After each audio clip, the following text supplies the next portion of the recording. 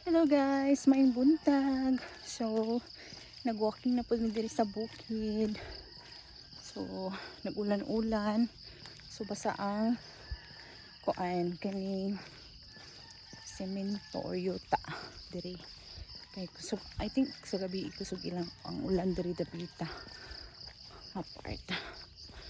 So, second day of pasingot na to this year. So, wala pa nahulot akong salad, oy. Kay, kinang hatag pa ako sa silingan. Tagan pa dyan ba't nabilin? Paan ka silingan akong natagaan tulo. Then, ang usag dili mo siya mukaon kay tamisan daw siya. So, ang hinding, ako raog ang silingan na nakakauna ng salad na akong gihimo.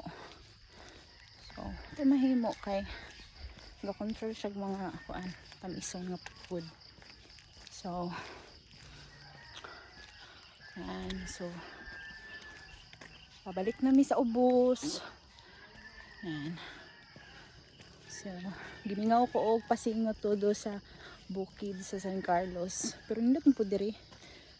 Kaso lang kay mubuan ra ko. Mubuan ra ko sa route diri. Gusto na ako kanang hangak gid ba. Although uphill siya pero hindi siya pareha sa bukid sa San Carlos. Pero nice Japan siya. Importante nakapasingot kaysa wala. Anak naman good na. So, alright guys. Have a lovely morning.